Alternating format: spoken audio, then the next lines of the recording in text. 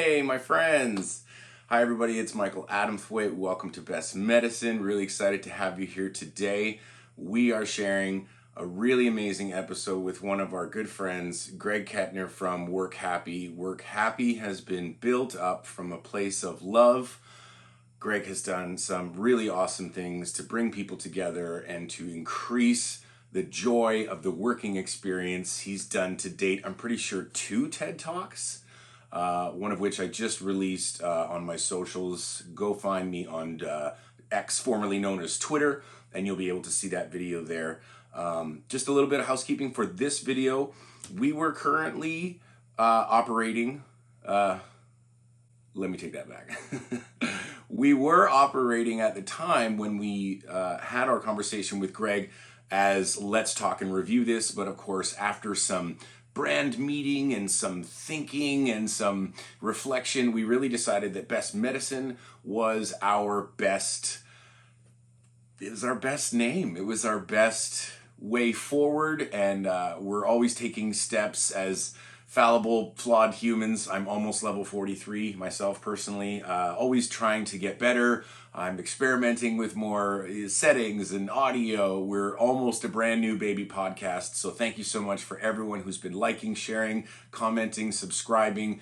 We really appreciate you, just down to our very, very core. I think I can say for Ian and myself, we straight up love you guys. You are the best. You're tops. So go ahead and enjoy this episode. We've got Greg Kettner from Work Happy. Let's watch.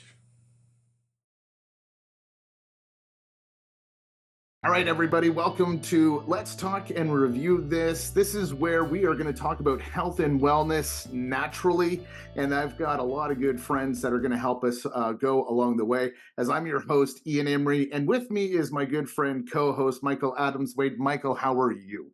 I'm well, sir. How are you today? It's a gorgeous sunny day outside. Lots to celebrate. It's always a busy day here on the farm, but I'm happy as always to have a sit down with you and chat and make some new friends. Obviously, we have Greg with us, so that's really exciting to have him here.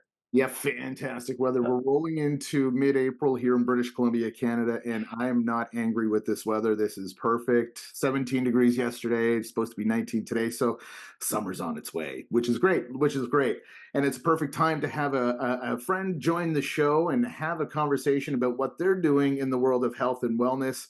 A very good friend of mine that we worked together extensively in the days of in Vancouver. We did a lot of stand-up comedy together. We did a lot of shows together, and we got to know each other quite well. Did a lot of great conversations about where we wanted to go with everything and where we ended up landing. And well, my good friend Greg Kettner from Work Happy, Happy Work, Work Happy is with us right here. Greg, thank you for joining the show. Tell us a little bit about who you are and what's going on.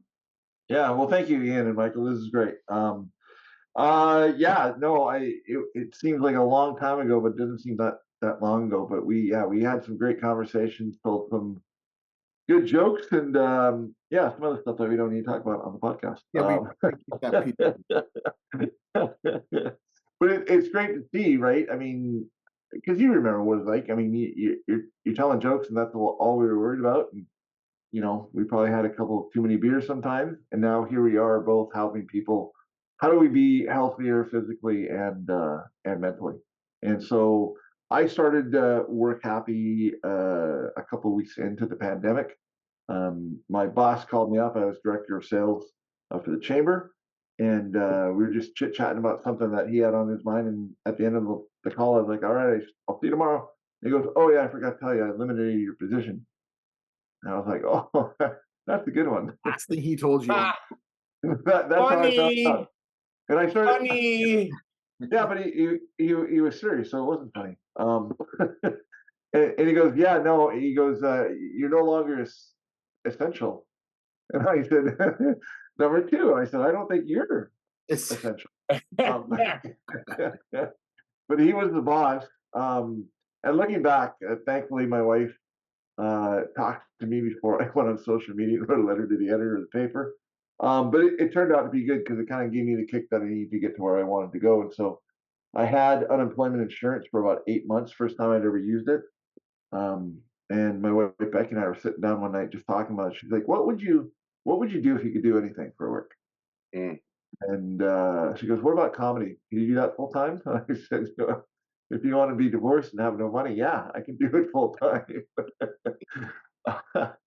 And then she's like, well, why don't you go help other people work happy, right? Because I'd been doing sales for 25 plus years. I'd managed teams. I'd sold for the Canucks and the Whitecaps and um, SAP. Like, Which I want to pause right there, Michael. Some of the best friends that you have need to be working for the Canucks at the stadium, because you know how many calls I got from this guy last minute. Hey, dude, you want to come and watch the hockey game? Just meet me at the back door. Absolutely. Hey, Max, you want to come on in? And I that said, was absolutely. Let's go check it. So Mr. Kettner showed me pretty much half of the entertainment that was going on that year at the stadium. So and that's when we were good. I gotta say, as much as I like actors in Vancouver, I don't know how many of them I want to start, habitually sending to games. They might get addicted, and my phone will light up on weekends when I'm at home trying to do chores. Hey, Exactly. got any tickets this week? Got any Yeah. tickets? No, when I had season tickets, I was a lot better looking. I'll tell you that. I went on a lot more dates. But it was one night I called you up late, like I couldn't find anybody else. Like you were my last choice. yeah, I was the last choice. And we showed up, and then at the end of the night, we ended up riding the elevator with Samuel L. Jackson, and That's you guys right. were reciting lines That's right. from the plane. Samuel L. Jackson. Here we are. And we were very polite, and he never swore the whole time, which was rare. But we got to meet him. Guys, it was good. It was good. It just means he probably didn't like you guys enough to throw you a cuss word. Yeah. Yeah, Probably was like, I'm not. They don't even deserve a mother effer. Well, Greg's a little bit of a ginger, so gingers do scare people from time to time. Still do. My wife is a ginger. I don't think any of us have ADHD. Yeah, no, This whole all of call us. is full of Yeah, ADHD. no. Yeah. No. Shoot. Yeah, so she asked me the question. She goes, or she said, suggested, why don't you go help people work happy? Right? Because she's like, you had jobs that you haven't liked, and you've had jobs that you loved. And if you can go back and help people enjoy their jobs and reduce turnover and lower stress. And so I thought, you know what, that's it. So I wrote the words down, and the next morning I just started going on LinkedIn. Happy coaches, happiness, joy, fun, play. And I just started to reach out to people who were speakers and stuff. And a couple of people got back to me and said, yeah, I'll give you a half hour. And the other guy's like, oh, no, I don't want you taking any piece of the pie, speaking pie. And so I really built it. My first idea was go back to sports teams, because that's the lingo and the language I knew, right? So go back to the Canucks and the NFL and NBA and baseball. But they don't have a capacity for, and this was 4 years ago. So they're like, no, we're fine. We don't have mental health issues. I'm like, okay, whatever. Um, but they were either going into the playoffs, coming out of the playoffs. They didn't have the time. They didn't have the budget. They had to go through all this. And so I just really found a niche with SaaS companies. I worked with SAP, and I knew a couple people, and just Greg, kind of built it. Yes. can I ask quickly? Is there a reason you think that they weren't particularly keen on having you come in as work happy to work with athletes? Did they mention at all that they already had any people on staff? Did they mention that they had therapists or clinicians or any sort of mental health advocates on staff already? Yeah, the players do, but the employees don't. Ah, So I was going to go interesting. back and I was going to go back and work, with the sales team, right, or in general. But I really didn't get pushback. But like, yeah, no, we're not interested.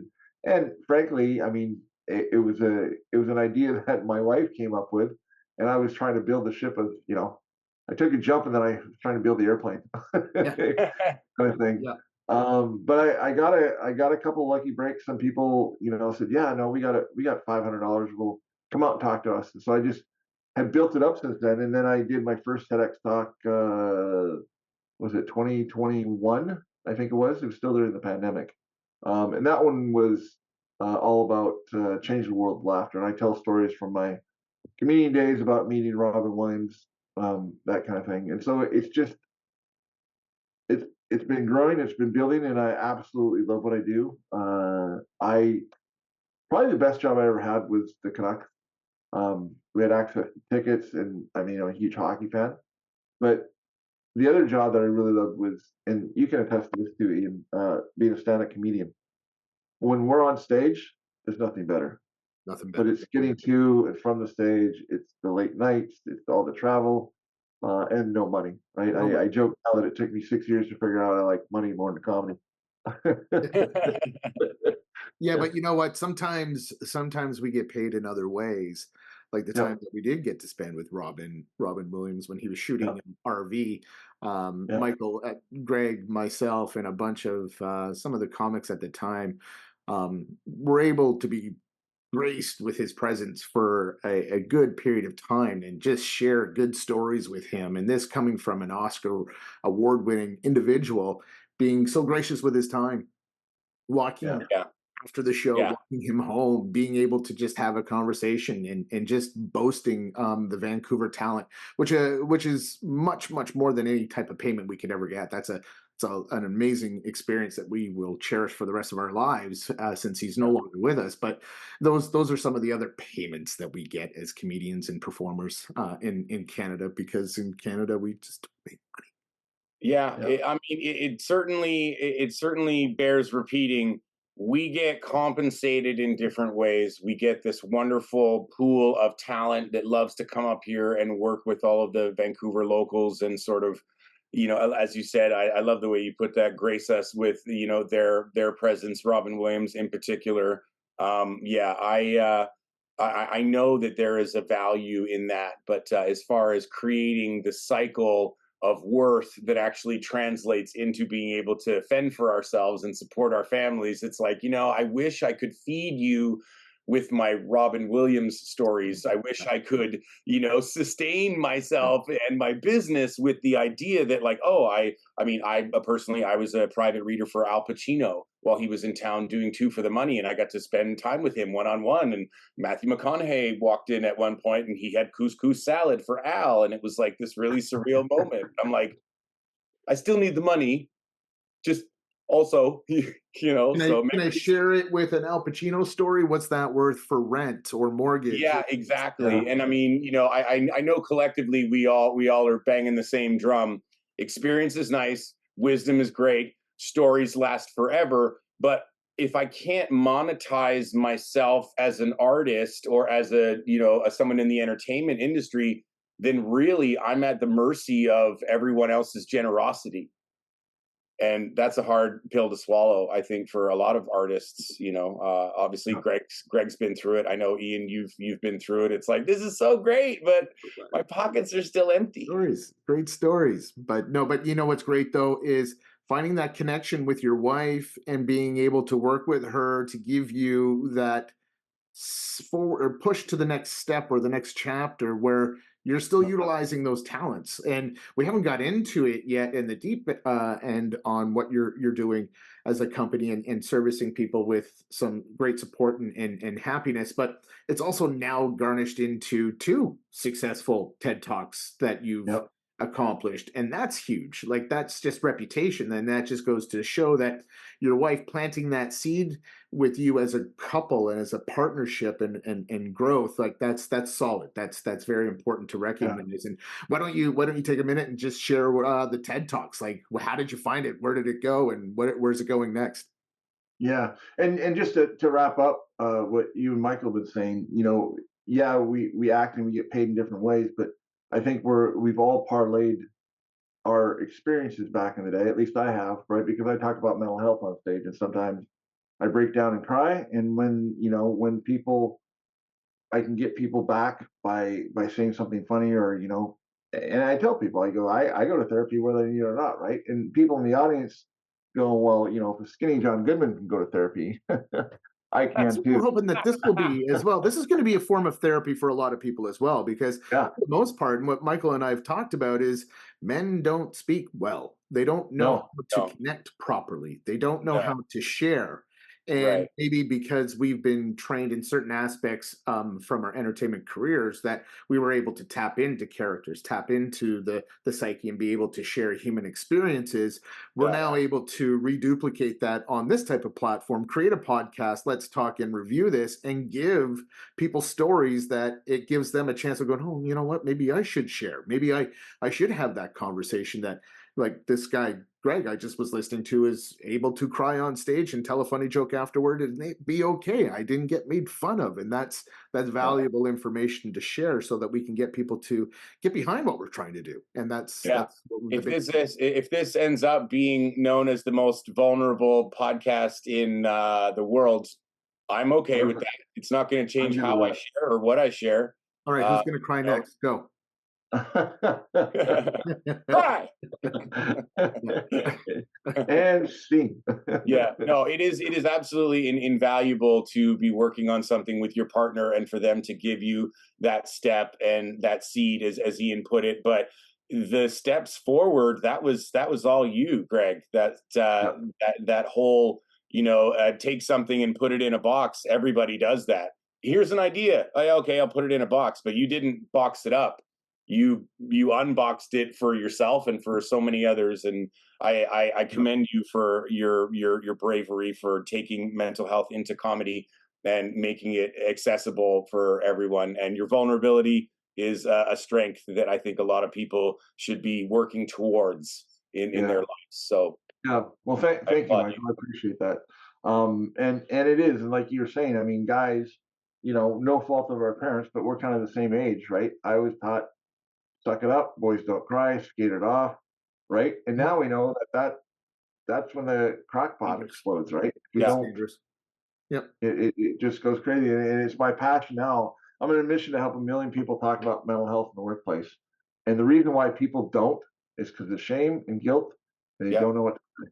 They don't know how to Yeah. start a conversation, And No, that's right? and why it's we're the here. spiral. It's the combined Yep. spiral of that shame and that guilt and that lack of, understanding that I've got this energy inside of myself. All the words spiraling, everybody's opinions, and then the words just come out of my subconscious. Be a man. I Yeah. don't know if anybody else necessarily feels this way, but I've always felt like those are the three most dangerous words in the English language because you cannot tell me what it means. You cannot show me what a man is. You cannot tell me how to replicate and train other men to be other men. Really, what I hear is do the most loud, violent, and angry public thing as quick and as loud as possible so that you establish yourself in some sort of dominance in the moment, and then all the consequences will come later. That's Yeah. always what be a man has meant. So you talk about those other little slogans from our youth, none of them were helpful. It was totally shoving all of Yeah. our emotional brake pedal aside. Mhm. Yeah. It didn't benefit. And here we It, are now trying to figure it out as we're a little bit older. And how do we do it better? How do we do a coaching session with our sons, our daughters, our kids? And that's where How we do we talk to our spouses and have that vulnerable openness that's needed in order to grow through yeah. challenges that are hardwired to our young subconscious minds? It's a big massive undertaking to yeah, no. find and practice happiness. Now, how did you find the TED Talks piece? Did they come to you, or did you petition to them? Hey, I've got a topic. Well, Let's the do first this. one, it was on my bucket list for a long time, and I Googled TEDx, and happened to be one in Spokane, Washington, which is 3 hours away, and you fill out their form, your big idea, and my big idea was just let's make the world a better place with laughter. Like, oh, we need to hear this. So, and this was during the pandemic too, right? So the interviews were all on Zoom. So there's 20 people on Zoom, and there's the three curators. We had 7 minutes to pitch our idea, and then they had 3 minutes to ask the question. And I got through it, and the synopsis of it is, when we laugh, we connect with each other, and when we connect, we open up to each other, and when we open up, that's when the real change happens, right? Mm. And then the second one, a gal had seen my TEDx talk probably about a year and a half ago, and she emailed me and said, "Hey, I want to do TED Talk. Can you give me some feedback?" And so I jumped on Zoom with her, And I thought she wanted to be a TEDx speaker, but she wanted to put on a TEDx event. Oh, And I said, I don't know anything about that, but let me connect you with the guys in Spokane, because for the last 2 years, they had asked me to come back and MC the TEDx event. So I've actually been on stage 4 times, but 2 of them were as the MC. Awesome. And so they connected. She said yes, and she called me up and she goes, "I'd love to have you talk if you can come up with another talk." And so my second talk, which I recorded a week and a half ago, was how to take a compliment. Hey, that's excellent. You guys Huge. want you guys want me to spoil it for you, or wait for 15 months until it comes out on YouTube? Do Well, you you already want to saw. spoil it for you? You already saw what when you tried to give me a compliment at the top of the call, dude. Yeah. Good. I know. Yeah. Yeah. Yeah, see, Yeah. that's one way to do it. Taking a compliment as a man, I find, is something that I can see the differences in generationally really, really quickly without throwing any family members under the bus. My father-in-law has a hard time taking compliments, and he has a hard time taking, and of course he'll laugh because of course, it's kind of a cheeky joke between us, but it's like, hey, I really appreciate you for, everything you did today. We worked really hard. Thanks for putting in all that time. And instead of saying thank you, I appreciate that. That's nice. He'll say something like, well, it's not going to do itself, damn it. I'm like, okay, it's like it's a little salty. It's a little salty because he was in the Are, Navy, right? Like, are we brothers? Do we have the same yeah, dad? yeah, no, it's kind of funny, but I mean, it's just like, can you just say thank you? Or like, if I love you and I put my hand on your shoulder and I'm like, hey, I really appreciate that you took care of that. That means Yeah. a lot. He's like, well, no one else was going to do it. I'm like, just say thank you. Yeah. Like that But means a lot. Tell me you love me back. yeah, the research, 75% of us don't know how to take a compliment, and I struggle with day. Becky gets up this morning, she goes, "You are an amazing husband, thank you." I'm like, "Oh, I'm just trying to keep up to you." She's like, "Why don't you take some of your own medicine?" I'm like, Yeah, You're welcome, Ben. I love you." yeah. Take it Right? in. It's Let true. that It's funny how feeling. an icky feeling, doesn't it? When someone's Yeah. like, "Oh my God, you look good." Awkward or yeah. ADHD. One of the main ADHD markers is, at the extreme end, it is self-loathing, and Yeah. at the not so extreme end, it's that feeling of insecurity based on all of the dozens of times we totally cataloged other people's comments about our behavior. Which, of course, I wasn't diagnosed with ADHD plus all the letters until if I was 40. Elemental P. Yeah, no, I'm like, oh, Ian, we came up for a great expression. Like, yeah, for alphabet reasons, I now love myself and can say that. It's like, yeah, alphabet, ADHD, ADD, CJS, like whatever the, whole thing is. But yeah, it really is just like this hardwired hard drive of Yeah. like, I don't like myself because, and it was like 40 years of trying to dump that hard drive and just say, no, thank you. Yes, I am doing good. I do appreciate that, as opposed to letting everybody else's thoughts come out my mouth. No. Yeah. And the person who taught me how to do it was Billy Joel. What? Really? Billy Explain. Joel. Yeah, that's. Go So ahead. Like I through was working song. for the singer, the guy, piano man. The piano. I was working for the Seattle Thunderbirds in the WHL, maybe the Giants or the Rockets, right? And so we had access. We knew the schedule of the stadium every day, and I found out that he was coming. I was going to be out of town, so I couldn't go to the show. But the day before, they were doing sound check, and I knew exactly what time sound check. It was 3:15, and so I conveniently had stuff to do in the stadium at 3:15, and a completely empty stadium. But the stage was there, the band was there, and there was about 8 people standing at the front of the stage. So I just walked up to the stage, and he was playing Elvis. He was playing all kinds of songs, his songs, everybody else's songs. I got up there, and he looked at the guy next to me. He goes, "What's your favorite song?" The guy goes, "Elvis." He goes, "Which one?" And he played the song for Elvis while he was doing the sound check. Ah, That's And then he looked at me, and he goes, "What's your name?" I'm like, "Piano Man." And he goes, "No, your name." I was like, "Kettner." I'm And he goes, Piano Man. Nice to meet you, Greg. and so he, kind of had a laugh, and he goes, "All right, Greg, here's Piano Man for you." And it became a karaoke session, right? All 10, 12 of us or whoever were there, we're just singing with Billy Joel, Piano Man. And at the end, I was just overcome. I'm like, thank you. This is the best day of my life. And he paused and he smiled and he said, "You're welcome." Nice. All in, took And it I all felt in. amazing. I'll Yes. never forget that. Right? I was on top of the world. My hero said, "You're welcome." And so the whole TEDx is about that. Just all you need to do is say, "You're welcome."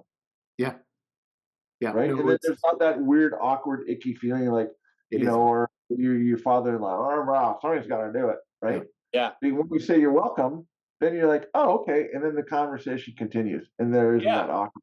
But it's mm, such a strange thing, for humans to feel, as Ian said, that icky feeling like I'm not worthy of a compliment. mhm, Yeah. mhm. And I think guys are even it's weirder for us than women, right? Just like talking about mental health. And I had no idea how to talk about mental health 6 years ago. Am I going to catch it? What do I say? Am I going to offend somebody? If I say something about mental health, are they going to go into depression and suicide? But 6 years ago, March 18th, my stepdaughter lost her dad to suicide. And Becky and I had been married for a year, and she woke me up. It was a Monday morning at 2:08 in the morning, and she's like, "We need to talk." And I was like, "Oh boy, what did I do?" Oh, And she said, "Grant's gone." Grant was Rachel's dad, and I was like, "Oh my God, what, like, accident or what happened?" Right? Because it was sudden. She said, "No, suicide."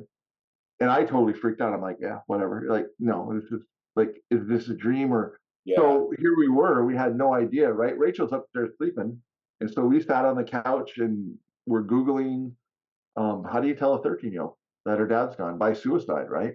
And so we did that, and we were crying, and it was shit. Um, Sorry.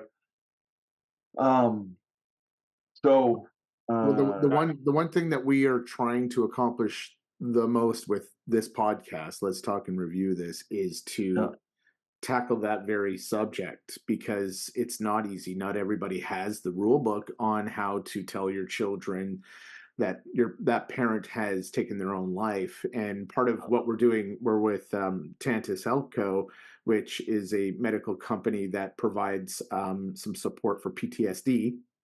oh, perfect. PTSD is a big one with the first responders Yep, here in Canada. 70,000 current workers in the workforce in Canada currently are suffering from PTSD. And guess who they're working with? Guess who yep, they're talking to?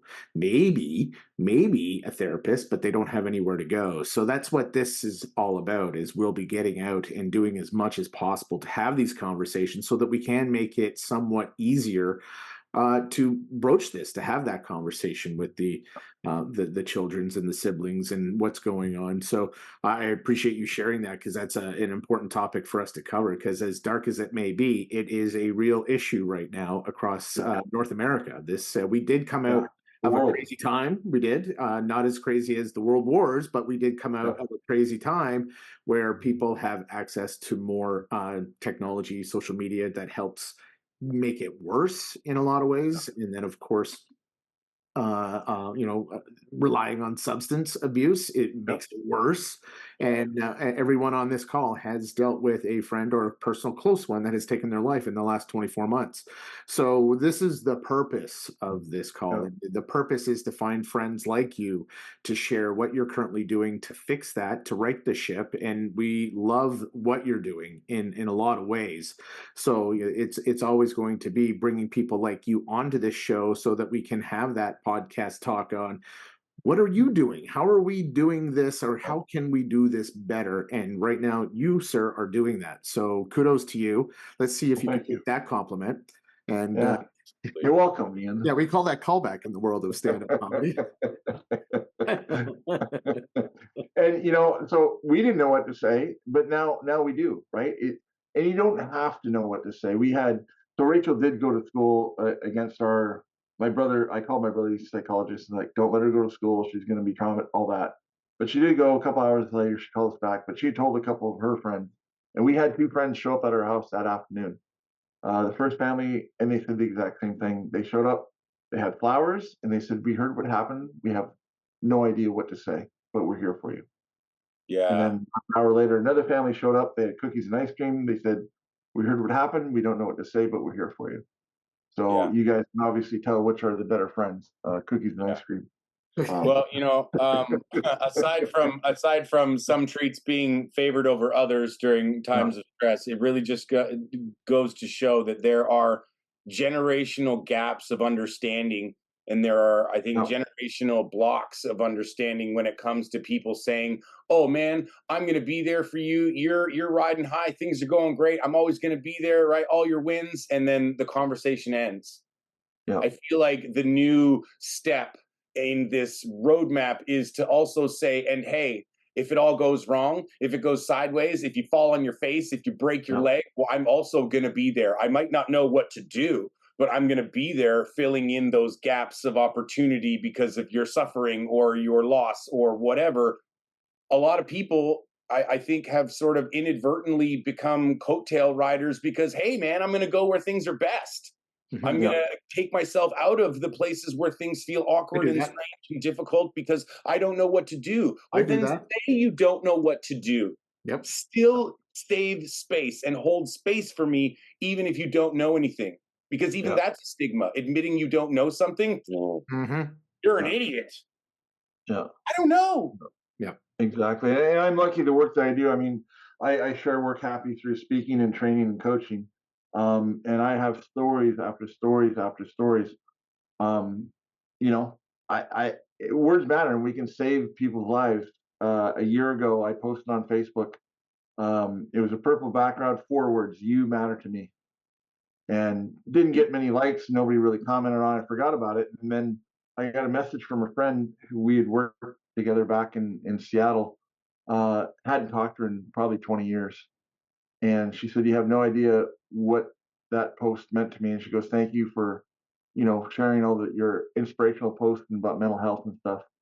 She said, Wow. "Life's gotten really Four tough." words. Yeah, 4 words. She goes, "Life's gotten tough. I'm going through some marital stuff. My kids struggling in school. I've been battling depression during COVID. And so to do that, I've been going trail running." And she went on to say, she goes, "It just got to the point and I had a plan to end my life. I was going to go running and just run off a cliff that I run by every day." And she said, "It'd be better for me. It'd be better for everybody else." And she Uh, said, "I got up that morning. I saw your post and I didn't go running." wow, Greg. So I'm just sitting there, just reading this thing, crying, and my wife's like, "What's going on?" I said, "Read it." So we're both crying about that, and she goes, "It's amazing. You never know, right? None of us, any conversation that we have, we never know what somebody else is going through." And one of my favorite quotes is, this one, Ian. Robin Williams: "Everyone you meet is battling something we know nothing about. Always be kind." And Yeah, I've Awesome. taken that, not just always be kind, right? Maybe it's the yeah. person in front of you at the grocery store, the person that cuts you off in traffic. We don't know what's going on. But No, if we and a give, lot of the like you time said, you get Michael, that yelled at. space and time. Yeah, you get yelled at in public. The response is almost always, like, did somebody hurt you? Like, are you okay? That had nothing to do with me. And yet I feel personally violated. So now I bring my storm up against your storm, and it's like a fog and a tornado, and everything's like, eh. And that's what we're used to because we do have a very animal part of our brain that doesn't give us a chance to pump the brakes Yeah. and think about that other person. We're all trained to Fight or flight. Be be aggressive. violent. Be aggressive. Stay Yeah. alive. Yeah. So, and it's just, I'm just lucky that people share these stories with me, and it's, our mental health is so important. I heard someone say it's the most expensive real estate we have is 6 inches between our ears. For Yeah. Ian and I, it's about 8 inches because we got fat kids. Yeah. I got to fit the ego in there. There's Well, some. I have some Norse genes. I might be like a 7 1/4. You know. Right? But it's so in what you guys are doing in preaching and helping people heal, even naturally, right? I mean, it's head health, it's body health. Yeah. But if we have conversations and ever since I started doing this, I'll either end a conversation, "Hey man, I love you," or "How's your headspace?" Right? Even Yeah. just text somebody, "How's your headspace?" That gives them the time to pause and going, "Oh, he's actually concerned about me." Yeah. And then they, if something is going on, well, I'm really struggling at work, or my wife and I are fighting, right? Yeah. Ian and How's your I have headspace starts the conversation. Ian and I have started practicing radio check, which is Yeah. something that I started doing over the last year with friends of mine. And whether it's guys, that I work in the film industry with, whether it's special effects or actors or people I know, radio check is kind of what you do on set. And, Ian would know this as well. If you're adjusting your radio, switching out a battery, or, servicing your communication tool, Yeah. which is, of course, the overarching theme. If you're servicing your communication tool, you got to make sure it's actually working. So radio check, and then someone comes back, good check, sounds good. You're like, okay, great. Now we've talked. Now I know I can hear what's happening, and now I know that they can hear me. But then the space between, you don't know. So it's like radio check. It's been a while. Radio check. How you doing? I started texting my buddies. Radio check. What's going on, man? And of course, radio check and a little phone icon like call me, with the arrow. Yeah. And it really has, I think, changed my thinking on getting in touch with people because as Ian mentioned, everyone on this call has lost someone due to their choice, that choice you can't take back. And just to think, had I been practicing my radio checks, had I been reaching out to more people, had I let the storm ease off of me and think about other people's storms, maybe coulda, woulda, shoulda. But that being said, radio check is our sort of, how are you really? Where's your headspace at? Yeah. It just, for us, it has felt like a really non-invasive way to be like, yo, man, let's start a conversation. Yeah. So yeah, I applaud that. I'm glad other people are out there doing it. And I and for challenge anyone people- that's listening to this, like Greg, you take this on your talks. The radio check is something simple, something easy that we can all Easy to do. A lot of folks during COVID and after just a wellness check. Well, okay, well now wellness check is one way of doing it, but radio check is let's add a little fun to it. With a little fun icon and hey, And check. if I may, wellness check is not exactly two great words in the media. If we think about some of the darker side of the police incidents that have led to we're making tragedy. it our own. Radio check is simple and fun and something that anybody that's listening that want to take that and run that with your friends and family, please do so. Let us know. I love that radio check. I always just, how's your headspace? Yeah. Right. Yeah. It's not intrusive. It's not like, hey, are you going? But in study after studies and interviewing people who've attempted their lives, there's been numerous instances where there's a 5-minute, 10-minute gap between when somebody has their plan and they're going to do it. If somebody comes up and puts their arm around them and said, hey, how are you really doing? Like, what's going on? Right. Then they go, okay, somebody actually does really care, and they have a conversation. And so many lives have been saved just by asking people at their darkest times. And it's not scary, right? You're not going to catch it. All you're going to be able to do is help. And if we talk more and communicate more and get off our damn phones, everybody's better. Get on the phone for good reasons, everyone. Exactly. Radio check's a great reason. Checking in on a friend is a great reason. Going to buy that lovely gift that you thought, hey, I think this would brighten someone's day, or even getting one of those super awesome accounts for those e-cards. I find myself, after years of struggling to understand why my dad cared about cards, I got this account and I started sending him e-cards, and he's like, you have no idea how much I needed that. And I realized that I was denying a love language requirement from someone I loved because I was like, what's the big deal with cards? They're like $5 each. It's like a whole process. There's mail and stuff. And I'm like, oh man, I totally denied someone's need in that moment because I was very focused on myself. I'm a big card guy. And I love what you're saying. So huge. Even if you go to the store, 99 cents. 99 cents. Dollar store. Yep, done. Yeah. The thought I love that. So important. My wife hates cards.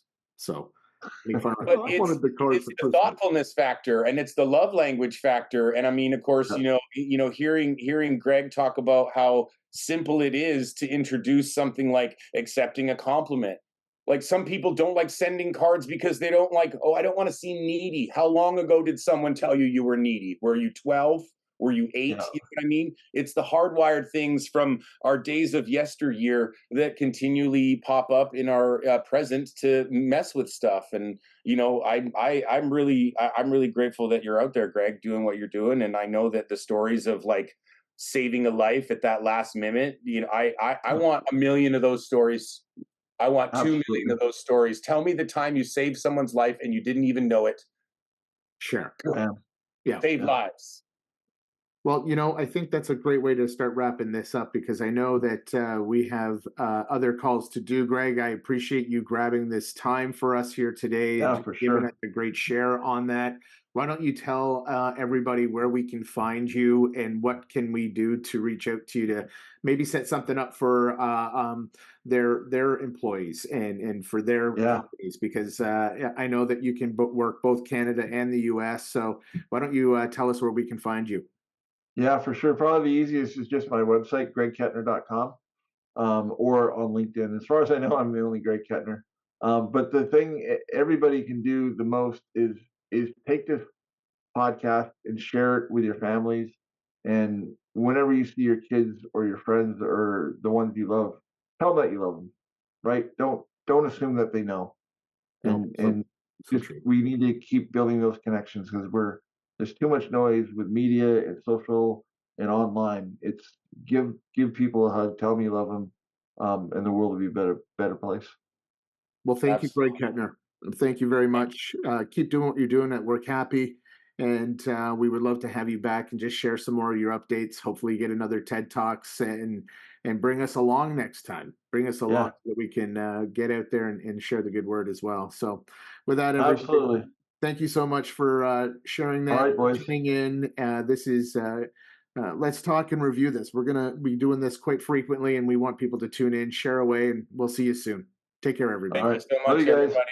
Thank you, Greg. I appreciate you. Thank you, And Michael. Nice to everyone meet you. listening and watching, you matter to us. We care about you. And if you haven't heard it in a while, let me remind you, you already have everything you will ever need inside you right now. Awesome. Let's Thanks, talk buddy. about it. Let's draw it out. Let's Yeah. heal some old wounds. We got wonderful friends like Greg, and we're excited to have him here. And just wanted to share that. Thank you, Greg. Thank you for everything. And I appreciate your vulnerability here today. It's a lot. And I just wanted to acknowledge your courage. Thank you. Well, thank you, Michael. I appreciate it. I feel like we've already bonded and we've only known each other for about 43 minutes. Nice. That's a lifetime in That's the. called chemistry. Chemistry. And thank you too, Ian. I mean, we've been buddies for who knows how long, but yeah, I always appreciate hearing your voice. And when we connected back a couple of years ago on the phone, it was like, it took me back to Vancouver. And I miss those days. Yeah, those were good days. Those were Yeah, good days indeed. All right. Well, I'm awesome. going to wrap this up, you guys. Let's keep in touch, and we'll be talking soon. Take care. Take care, everybody. Thank you so much. Take care, Greg.